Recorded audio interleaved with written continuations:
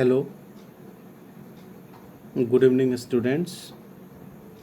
Myself Santosh Kumar Singh, SST teacher BT Buddha high school Murai Chowk Hajipur. बच्चों, आज हम लोग 8th क्लास का हिस्ट्री का फर्स्ट चैप्टर हम लोग पढ़ेंगे, डिस्कस करेंगे। तो पहला चैप्टर जो है आपका हाउ, व्हेन एंड वेयर, यानी कि कैसे, कब और कहाँ।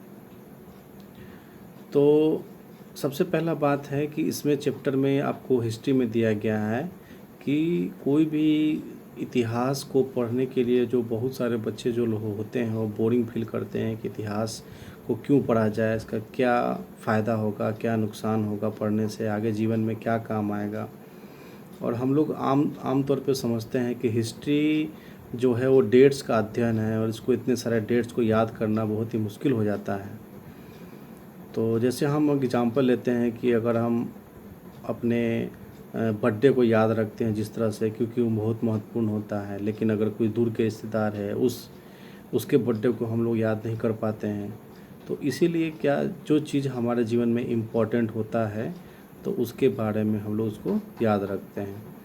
तो आपको 6th में भी पढ़ा था आपने हिस्ट्री, 7th में भी पढ़ा था आपने हिस्ट्री। जो 6th में पढ़ा था वो आपका था एंशिएंट हिस्ट्री था, जो 7th में पढ़ा था वो आपका मेडिवल हिस्ट्री था, 8 में जो पढ़ना है वो मॉडर्न हिस्ट्री है। तो हम लोग को पहले ये पढ़ना है। पहला आपका टॉपिक दिया हुआ है how dates are important. How dates are important.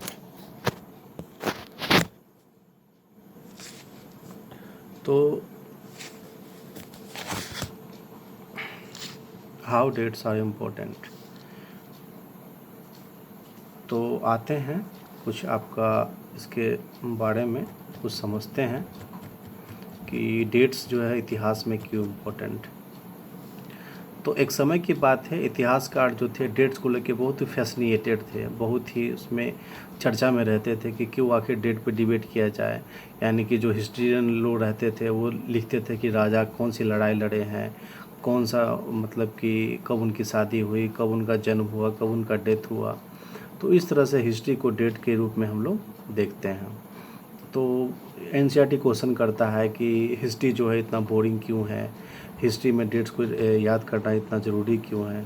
तो कुछ जो चीज़ें होती हैं उसको हम लोग ऐसे ही उसको एक्सेप्ट कर लेते हैं। जैसे आपको जैसे बुक खोलिएगा उसमें एक पिक्चर दिया हुआ है, उस पिक्चर में लिखा एक पिक्चर है, उसमें एक ब्रिटानिया करके एक ब्रिटिश कंपनी से आए हुए जो ट्रेडर्स थे। तो जैसे हमारे देश में भारत माता होता है वैसे उनके देश में ब्रिटानिया जो थी। और हमारे जो ब्राह्मण लोग जो थे वो स्क्रिप्चर्स जो होता है हमारा लिटरेचर वो उनके हाथों में सौंप रहे हैं।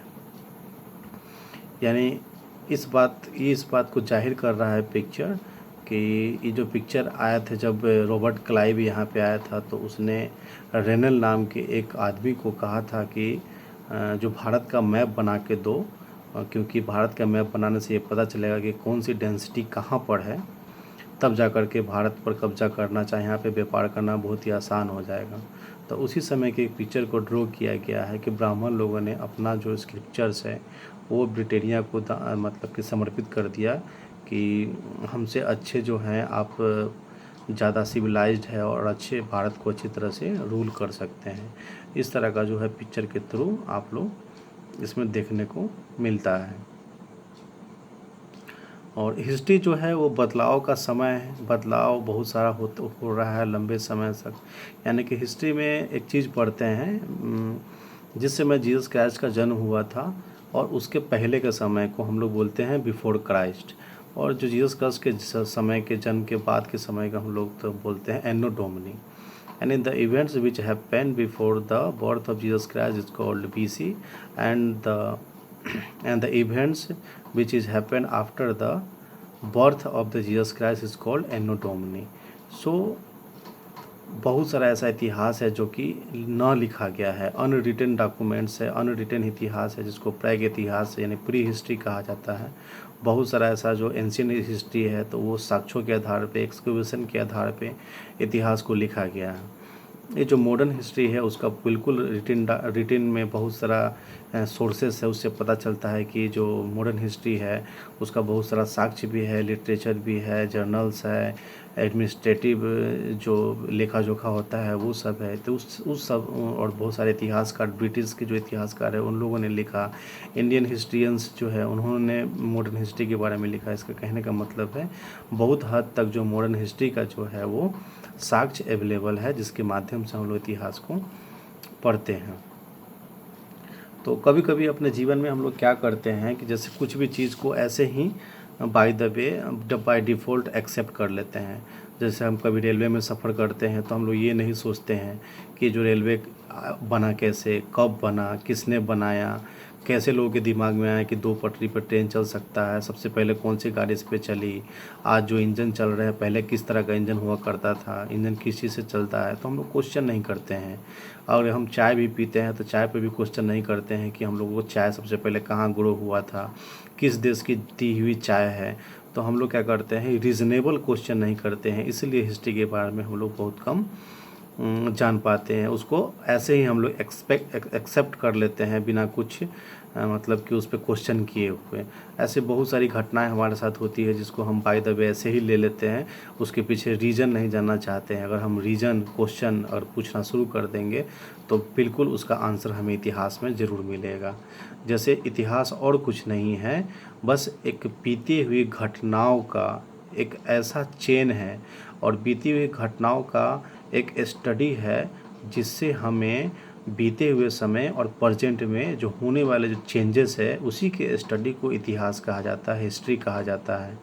The changes during the past and what comes into the future, यानी कि प्रेजेंट में जो आप जी रहे हैं उस जीवन का पीछे से क्या रिलेशन है।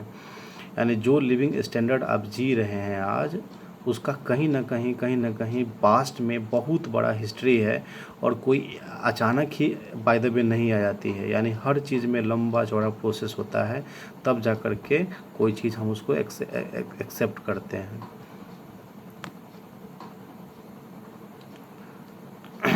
उसके बाद और आगे आपको बढ़ते हैं, जैसे डेट इम्पोर्टेंट क्यों है। तो डेट इसलिए इम्पोर्टेंट है क्योंकि जब इतिहासकार जब लिखते थे तो इतिहासकारों ने लिखा है कि डेट जो है 3-4 चीज़ें मेंशन किया जाता था डेट में, कि राजा का जन्म कब हुआ है, राजा की शादी कब हुई, राजा के बच्चे कब हुए। तो किसी राजा के बारे में पढ़ते हैं तो राजा का पहले तो कब शासन में आया, कब गद्दी पे बैठा, उसके बाद उसका पॉलिटिकल अचीवमेंट क्या है, उसका इकोनॉमिकल अचीवमेंट क्या है, उसका रिलीजियस अचीवमेंट क्या है, उसके किस चीज़ में ज़्यादा वर्क है, समाज के प्रति क्या वर्क है, कौन कौन से मेन युद्ध लड़े, कितने दिन तक शासन किया, और पूरा जो लेखा जोखा होता है वो हिस्ट्रिकन एक शासनकाल के दौरान पढ़ाया जाता है। तो उसको हम लोग टाइम लाइन में उसको डिवाइड कर देते हैं कि हमको इस शासनकाल में पढ़ना है। जैसे अब है विच डेट्स मतलब अगला टॉपिक है आपका कि विच डेट्स, यानी किस डेट में मतलब कि कोई काम हुआ है, जैसे कौन सी घटना कौन सी डेट में हुई है। तो इस डेट कोई एक सिग्निफिकेंट डेट नहीं होता। अगर हम जानेंगे कि अगर कोई पूछा जाए कि कोई स्पेसिफिक डेट बता दीजिए कि चाय का जो है वो पीना लोगों ने कब स्टार्ट किया था, ग्रो करना कब स्टार्ट किया था, तो कोई स्पेसिफिक डेट नहीं है कि 17वीं सेंचुरी में चाय लोगों ने पीना स्टार्ट किया था। क्योंकि कोई चीज़ बहुत प्रोसेस होता है, उस प्रोसेस में बहुत लंबा समय लगता है। जैसे एग्जांपल के लिए बहुत सारे इतिहासकार हैं, ब्रिटिश इतिहासकार है, गवर्नर जनरल के अनुसार जो ब्रिटिश इंडिया का जो इतिहासकार है उन्होंने, जैसे यहाँ पे गवर्नर जनरल आए थे, पहले गवर्नर जनरल थे वारिंग हेंगस्टन, ठीक है, उसके बाद अंतिम जो वायसराय थे लॉर्ड माउंटबेटन। इस तरह से पूरे जो वायसराय हुए थे उसके आधार पे हम लोग को हिस्ट्री के बारे में पढ़ना है। जैसे वेल्लेस्ली है, बेंटिंक है, डलहौजी है, कैनिंग है, लॉरेंस है, लिटन है, रिपन है, कर्जन है, हार्डिंग है, इरविन है। तो इस तरह से जो जनरल और वायसराय जो आते रहे, आते आते उनका जो अचीवमेंट है, उनका जो पॉलिसीज़ था, उनका जो एक्टिविटी है, उन सब के बारे में हम लोग को पढ़ना रहता है। उसके बाद उनका जो क्रोनोलॉजी है कि मतलब कि एडमिनिस्ट्रेटर आए, कितने साल तक राज किए, किस फील्ड में ज़्यादा काम किए, किस चीज़ पे फोकस किए, तो ये सब जो होता है कहानी के माध्यम से हम लोग हिस्ट्री में पढ़ते हैं। उसके बाद फिर दूसरा फॉर्मेट क्या है हिस्ट्री का, कि जैसे इससे पहले जो ओल्ड डेट है, यानी कि कुछ डेट में भी बहुत सारा सिग्निफिकेंट डिफर आ जाता है। कोई इतिहासकार किसी डेट को, मतलब कि इम्पोर्टेंट डेट को कुछ और लिखते हैं, किसी दूसरी किताब में कुछ और रहती है। इस तरह से अलग अलग डेट में अलग अलग जो हिस्ट्रिकन का अलग अलग राय रहता है। तो अब जो आगे जो आपका चैप्टर आता है, टॉपिक आता है, हाउ डू वी पीरियोडाइज। ठीक है, ये जो चैप्टर है उसमें है आपका हाउ डू वी पीरियोडाइज। तो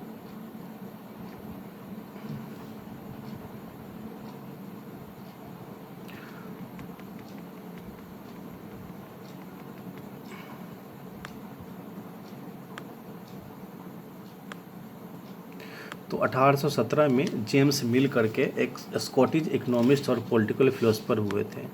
उन्होंने क्या किया था, 3 वॉल्यूम का एक किताब पब्लिश किया था, a history of British India. उन्होंने इंडियन हिस्ट्री को 3 पीरियड में डिवाइड किया था। जो आपका एंशिएंट हिस्ट्री है उसको हिंदू पीरियड में डिवाइड कर दिया था। उसके बाद मेडिवल हिस्ट्री है उसको मुस्लिम पीरियड में डिवाइड कर दिया था। और जो मॉडर्न हिस्ट्री है उसको ब्रिटिश हिस्ट्री में, यानी ब्रिटिश कॉलोनाइजेशन में डिवाइड कर दिया गया था। बहुत दिन तक इसी पीरियड को लोग क्या करते थे, पढ़ते थे, यानी लोग इसी को एक्सेप्ट किए हुए थे और बहुत दिन तक इसी को पढ़ते थे। लेकिन फिर क्या हुआ कि धीरे धीरे इस पे बहुत सारा क्वेश्चन आने लगा। जो भारत के जो इतिहासकार थे उन लोग ने, और इनका जो बहुत सारा चीज़ भी था कि जैसे कि अलग अलग पीरियड में अलग अलग राजा लोग राज किए रहें, उसी प्रकार से जो चेंजेस था वो बदलते रहा। एक करके जेम्स मिल करके मतलब कि आए थे, जिन्होंने कहा था कि जब भारत में कॉलोनाइजेशन हुआ था उस समय भारत की जो दशा थी वो बहुत ज़्यादा ख़राब थी। यहाँ पर उन्होंने लिखा अपने इतिहास में कि यहाँ का जो हिस्ट्री था बहुत बेकार था। इंडिया में ब्रिटिश के आने से पहले हिंदू मुस्लिम जो थे यहाँ पे डिस्पोटिक राजा रूल करते थे, यहाँ पे हिंसा होती थी, धार्मिक असहनशीलता थी, यहाँ पे बहुत सारा जातिवाद था, यहाँ पे बहुत सारा क्या बोलते हैं सुपरस्टिशन था, अंधविश्वास फैला हुआ था। सच बात भी है कि आज भी हम लोग कई अंधविश्वास जो है उसका पालन करते हैं क्या ज़माने से चली आ रही है। उसी प्रकार से मिल ने फील्ड किया कि इंडिया को सिविलाइज करने के लिए यूरोपियंस आए हैं, यूरोपियन अपने तरीके से इंडिया को क्या करेंगे, सिविलाइज करेंगे। इस प्रकार से बहुत सारे मिल्स लोगों ने बोला कि जो यूरोपियंस आए हैं वो क्या करते हैं, जो सिविलाइजेशन का जो प्रोग्रेस है वो करने के लिए आए हैं। उसी प्रकार से हिंदू मुस्लिम जो था उसको बांटने की लोगों ने कोशिश किया, ब्रिटिश लोगों ने। ठीक है, तो फिर उसके बाद फिर आगे जा कर के ब्रिटिश क्लासिफिकेशन को ख़त्म करके एक नया क्लासिफिकेशन बनाया गया पीरियड को, उसको एंशिएंट, मिडिवल और मॉडर्न में रखा गया। इसमें भी एक प्रॉब्लम क्या था कि इसमें बहुत सारा जो था, जैसे मॉडर्निटी में बहुत सारा चीज़ आता है, जैसे साइंस है, रीजनिंग है, डेमोक्रेसी है, लिबर्टी है, इक्वलिटी है। तो ये सब चीज़ जो था मॉडर्निटी में आता है, जो कि उस समय 18th सेंचुरी में दिखाई नहीं दे रहा था। और मेडवेल जो है, मेडवेल में ऐसा सोसाइटी के बारे में दिखा रहा था कि उस तरह का सोसाइटी एग्जिस्ट नहीं करता था। तो इसमें भी बहुत सारा क्वेश्चंस है जो कि इकोनॉमिक ग्रोथ, प्रोग्रेस मेडवेल हिस्ट्री में बहुत ज़्यादा नहीं था। और मेडवेल हिस्ट्री हम लोग पढ़े क्या है, हम लोग कोई पार्टिकुलर डेट नहीं पढ़े थे, एक पीरियड के अनुसार पढ़े थे कि बहुत सारा पीरियड है इसमें। इकोनॉमिकल डेवलपमेंट क्या है, सोशल डेवलपमेंट क्या है, उसके बाद लाइवलीहुड क्या है लोगों का, इस तरह से हम लोगों ने पढ़ा था। उसके बाद है what is colonial. What is colonial. Colonial मतलब ये हुआ कि जब ब्रिटिश यहाँ पर ट्रेड करने के लिए आए थे तो वो सिर्फ ट्रेड करने के लिए ही आए थे, व्यापार करते थे और सारा सामान यहाँ से कच्चा ले जा करके ब्रिटेन में जाकर ले जाते थे, वहाँ पे बना करके पक्का माल, जो पक्का जो वस्तु का जो होता था यहाँ पे बेचते थे। तो इससे जो थे इंडियंस उसको खरीदते थे सस्ते दामों पे, और यहाँ का जो पूरा जो ट्रेड था वो बिल्कुल तहस नहस हो गया था। तो मतलब कि ब्रिटिश ने हमें पॉलिटिकली, इकोनॉमिकली, सोशल, कल्चरल बहुत तरह से हमको क्या कर दिया, सब तरफ से कॉलोनाइजेशन कर दिया, हमको मजबूर कर दिया उनका सामान यूज़ करने के लिए। इकोनॉमी के आधार पे हमें पूरी तरह से तोड़ दिया गया। इसीलिए हम लोग एक दो घटना नहीं हैं, बहुत सारी घटनाएं हैं, और इसीलिए हमारे चैप्टर का नाम आवर पास्ट रखा गया है। क्यों रखा गया है? क्योंकि हमारी जो पास्ट है वो एक दो पास्ट नहीं है, बहुत सारी पास्ट्स है। यानी कि एक दो घटना होती तो पास्ट लिखा जाता, बहुत सारी घटनाएं हैं।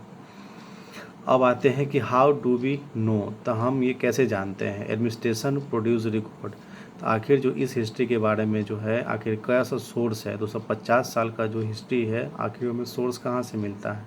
कुछ होम डिपार्टमेंट का जो रिकॉर्ड्स है, जो एडमिनिस्ट्रेटिव जो है रिकॉर्ड वो रखा हुआ है, जैसे मेमोज है, आर्चीव्स में बहुत सारा चीज़ नोटिंग्स रखा हुआ है, रिपोर्ट्स रखा हुआ है, किसी का लेटर रखा हुआ है, तहसीलदार के ऑफिस में रखा हुआ है, कमिश्नर ऑफिस का जो लेटर है, सेक्रेटरीट का लेटर है, लॉ कोर्ट का लेटर्स है, म्यूजियम में बहुत सारा रिकॉर्ड रखा हुआ है। तो ये सब चीज़ से हम लोग को उस समय के हिस्ट्री के बारे में पता चलता है, एडमिनिस्ट्रेटर के बारे में। ठीक है, उसका बहुत सारा जो रिकॉर्ड्स का मल्टीपल कॉपी जो था पब्लिक बिल्डिंग में रखा जाता था, म्यूजियम में, आर्चीव में, बहुत सारा जगह पर म्यूजियम आर्चीव है, उसको में बहुत सारा जो पुराने दस्तावेज है उसको रखा गया है। ये आपका एक पिक्चर दिया हुआ है फिगर 4 में। The National Archives of India came up in the 1920s। ये आर्चीव बनाया गया था, न्यू दिल्ली में बनाया गया था, नेशनल म्यूजियम, नेशनल आर्चीव, ठीक है ना, वर्सलाई के पैलेस में बनाया गया था। उसके बाद धीरे धीरे जो ब्रिटिश थे उन्होंने सर्वे करना शुरू कर दिया। सर्वे जो करते थे कि कहाँ पे कितनी खेती होती है, कौन कौन सा विलेज है, कहाँ पे कितना मतलब कि प्रोडक्शन होता है, कहाँ पे कौन सा पेड़ है, कौन सा पौधा है, ठीक है। इस तरह से लोकल हिस्ट्री को टोपोग्राफी के आधार पे मिट्टी की क्वालिटी क्या है, क्रॉप पैटर्न क्या है, ये सब चीज़ बताया जाता था। 10 साल का लेखा जोखा रखने के लिए किया जाता है। जैसे आजकल जनसंख्या जो गिना जाता है लोगों के घर जा के, बोटानिकल सर्वे हो गया, जूलॉजिकल सर्वे हो गया, आर्कोलॉजिकल सर्वे हो गया, उसके बाद फूल पत्तों का फॉरेस्ट सर्वे हो गया। इस तरह का रिकॉर्ड रख करके उस सब का रिकॉर्ड भी बचा हुआ, उससे पता चलता है। तो बहुत सारे ऐसे चीज़ है जो ऑफिशियल के रिकॉर्ड नहीं बताते हैं। जैसे कि कुछ ऐसे रिकॉर्ड्स है जो ब्रिटिश के ऑफिसर लोग छुपा लिया करते थे, नहीं बताते थे। तो मैपिंग करते थे लोग जगह जगह पर जा कर के अपने भारत का, और कहाँ पे कैसे रूल करना है, कैसे शासन करना है, इस तरह की बातें वो बताया करते थे मैपिंग के आधार पर, ठीक है। उसके बाद फिर आपका जो लास्ट टॉपिक है, जैसे लास्ट टॉपिक आपका आता है कि उसके बाद रिबेल हुआ था। आपको पता होना चाहिए कि 1757 यानी कि 1600 ईस्वी में जब ब्रिटिश आया था, उसके बाद 1757 में सिराजुद्दौला के साथ युद्ध हुआ था, बैटल ऑफ प्लासी। उसके बाद बक्सर का युद्ध हुआ था, और उस एक बहुत बड़ा पावर के रूप में उभरा था ब्रिटिश। और उभरने के बाद फिर क्या हुआ था कि बंगाल, बिहार, उड़ीसा की दीवानी मिल गई थी, और धीरे धीरे ब्रिटिश अपना एम्पायर को फैला रहा था। और लगातार 1856 तक ब्रिटिश ने अपने एम्पायर को हर जगह, भारत के हर क्षेत्र में फैला लिया। इसको विलय नीति बोलिए या फिर डॉक्ट्राइन ऑफ लैप्स बोलिए, बहुत सारा तरीक़ों से आगे हम पढ़ेंगे कि किस तरह से ब्रिटिश ने पूरे भारत पर कब्जा किया। उसके बाद ब्रिटिश ने कब्ज़ा करने के बाद अब कुछ और भी बहुत सारे लोगों का जो डायरी है, ऑफिशियल रिकॉर्ड है, लोगों की डायरी है, पिलग्रिम्स का जो तीर्थकर आते थे घूमने के लिए, उसके अकाउंट्स है, कुछ इम्पोर्टेंट पर्सनैलिटीज़ का ऑटोबायोग्राफीज़ है, लोकल बाज़ार का चित्रण है, बुकलेट्स है, प्रिंटिंग प्रेस, न्यूज़पेपर है, ये सब चीज़ से बारे में पता चलता है। कुछ लीडर्स है, कुछ नोवेलिस्ट के आइडियाज़ हैं। तो ये जो रिफॉर्मर्स अपने फीलिंग्स को क्या करते हैं, किताबों में दर्ज करा के चले गए हैं, उन्हीं से हमें उन सब के बारे में पता चलता है। किसी लेखक ने लिख दिया किसान के बारे में कि क्या दयनीय स्थिति थी। जैसे बहुत सारे राइटर हैं जिन्होंने ब्रिटिश के समय में बहुत सारी किताबें लिखी, तो उसका भी बहुत सारा विवरण से पता चलता है इतिहास के बारे में। ओवरऑल हम यही कह सकते हैं कि जो इतिहास का जो पता चलता है वो पता चलता है किसके माध्यम से, जो भी लिटरेली सोर्सेस जो अवेलेबल थे उस समय, जो भी रिटन डॉक्यूमेंट रहा करते थे ब्रिटिश के द्वारा, चाहे इंडियन राजाओं के जो राइटर हुआ करते थे वो सब लिखते थे, वो सब रिकॉर्ड को रख करके उसका कॉपीज़ बना के रखा जाता था। वो बहुत सारे कॉपीज जो है आज भी बचे हुए हैं। बहुत सारे इतिहासकार, ब्रिटिश इतिहासकार, इंडियन इतिहासकार वो सब लिख करके रखे हुए हैं। उसी सब की मदद से हम लोग इस मॉडर्न हिस्ट्री को हम लोग समझ पाते हैं, जान पाते हैं। These are the sources by with the help of the sources we came to know about the modern history. There are many written documents available in archives and museums in our different part of our country. सो ये overall एक overview दिए हैं आपके chapter का कि आखिर जो पहला चैप्टर है हाउ, व्हेन एंड वेयर, ये क्या समझाता है आपको। ये समझाता है कि how are dates related to the history, date क्यों रिलेटेड है हिस्ट्री को। आखिर हम हर चीज़ का क्वेश्चन करने लगेंगे कि अगर ये पंखा चल रहा है तो सबसे पहले पंखा का इन्वेंशन कैसे हुआ, कैसे लोग इतने मतलब कि मोटर लगा कर पंखा को चला दिए। यानी कि अगर हर चीज़ के ऊपर अगर क्वेश्चन पूछने लगेंगे तो हमको हर चीज़ में हिस्ट्री में जाना पड़ेगा, और हिस्ट्री में ही जाके पता चलेगा कि इस चीज़ का जो है इन्वेंशन, इस चीज़ का डिस्कवरी कैसे हुआ था। इसीलिए हम लोग क्या करते हैं, किसी भी चीज़ को ऐसे एक्सेप्ट कर लेते हैं, क्वेश्चन नहीं करते हैं, रीजनिंग नहीं करते हैं। अगर हर चीज़ का रीजनिंग किया जाए तब हमें पता चलेगा कि इतिहास को पढ़ना क्यों ज़रूरी है। इतिहास को पढ़ना इसलिए ज़रूरी है क्योंकि आज का जो प्रेजेंट है वो कहीं ना कहीं बीते हुए चीज़ से ही डेवलप हुआ है, और पास्ट में की गई गलतियों से सुधार करके हम प्रेजेंट और फ्यूचर को बना सकते हैं। इसीलिए हिस्ट्री पढ़ना बहुत ज़रूरी है। और आने वाले एग्ज़ाम में, सिविल सर्विस एग्ज़ाम में अगर आप आगे भी पढ़ाई कीजिएगा तो हिस्ट्री की जो क्लासेस जो है वो बहुत ही इम्पोर्टेंट हो जाती है आपके सिविल सर्विस एग्ज़ाम के पर्सपेक्टिव से। तो मैंने इस 20 मिनट 21 मिनट में लगभग आपको हिस्ट्री का पहला चैप्टर का कुछ ओवरव्यू देने की कोशिश किया है। ये ओवरऑल समरी है, लेकिन आपको पूरा बुक जो है वो रीडिंग करना है, और रीडिंग करने के बाद ही आपको पूरी अच्छी तरह से बुक को जो पहला चैप्टर है वो समझ में आएगा। अगले वीडियो में हम लोग फिर अगले चैप्टर को फिर इसी तरह से समराइज़ करेंगे, ठीक है। उसके बाद फिर मिलते हैं आपके। तब तक रिवीजन करिए, बुक को रीडिंग कीजिए और बने रहिए पढ़ाई के साथ, क्योंकि अभी लॉकडाउन का पीरियड है तो घर पे ही रह करके पढ़िए, माता पिता का कहना मानिए। और आगे भी ऐसे वीडियो हम अगले क्लास का फिर बना करके आपको जल्द ही देंगे। तो और कोई डाउट्स और क्यूरी होता है तो आप स्कूल से कांटेक्ट कर सकते हैं, या मेरा नंबर ले करके हमसे डायरेक्ट फ़ोन करके बात कर लीजिएगा। हम आपको पूरा जो क्वेरी होगा उसको बता देंगे। और इसका जो वर्ड मीनिंग है वो अंडरलाइन कर लीजिएगा। जब स्कूल रीओपन होगा तो सारा वर्ड मीनिंग को हम उसको फिर सिंप्लीफाई कर देंगे और चैप्टर को फिर से सिंप्लीफाई करके बताएंगे, ठीक है। तो फिर मिलते हैं अगले वीडियो में। So then, thank you so much.